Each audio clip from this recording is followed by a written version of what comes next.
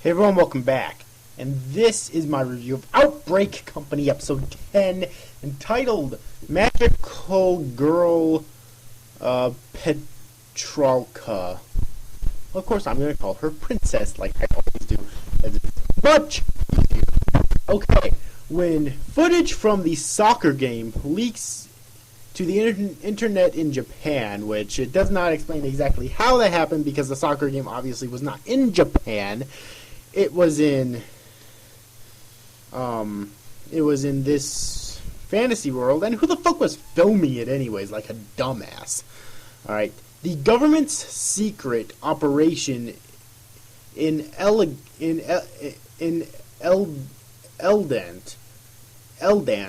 is at risk of being exposed to the world, and Shinichi comes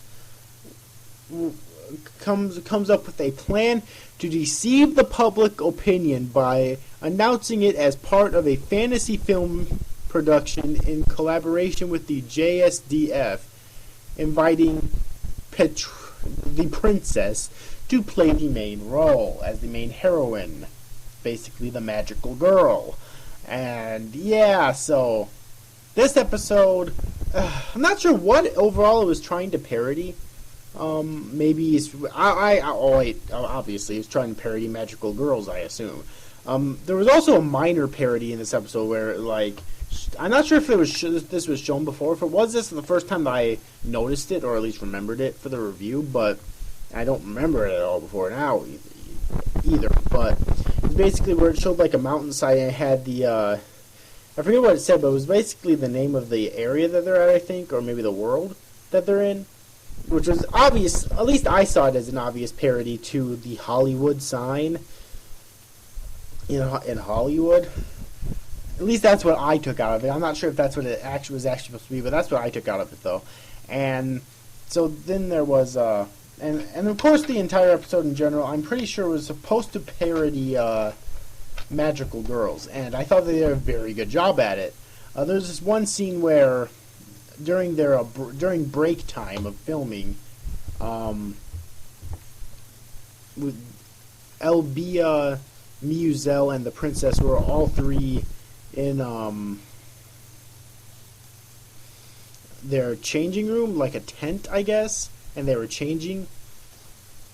Alright, and then frickin' Shinichi ends up walking in there looking for the princess, talking about her lines, I guess, and her filming and whatnot. And he ends up walking in on Miuzel in mid-change, and then of course Albia walks in there, and then the princess walks in there, and all three of them are really making Shinichi nervous, and it was a fucking hilarious scene. One thing I didn't understand about that scene, though, was that it didn't really, like the princess, like, she was kind of out of character there because she wasn't, beating the shit out of Shinichi. Actually, he did end up getting slapped, I think, but I think that was Miuzel who did that, which was also kind of out of character for her, too, I felt. But, anyways, though, so yeah, there was definitely that. Probably my favorite scene in the episode. There was the scene earlier on where we had this where we had Minori, who's acted as, or served as the director of this film in this episode, by the way, and one of the agents, as well as a dragon tamer, heading into a local cave which has a local dragon. Because apparently the dragon was like the villain of the film, and they were going to use a real dragon, and they took a dragon tamer along. It seems kind of dumb, I guess, but I'm guessing that what they were thinking that they could probably do is like use the dragon tamer to tame the dragon well enough to where they could successfully use it in the film, and no one would get hurt and no lives would be lost, yada yada yada. However, it didn't turn out so well, and they decided to use a fake dragon instead, which it looked pretty damn good, I have to admit. However, the real dragon ended up showing up later on, so they had to cancel production of the film, although it still ended up getting filmed later on. They just had to halt it, I guess I could say. They had to halt production, or the filming of the film, alright, in order to take out the dragon, or at least subdue it. And at the end, it was actually really funny too. When the film was finished and they were showing it, there was all sorts of mistakes and fuck ups in it. It was hilarious. All right.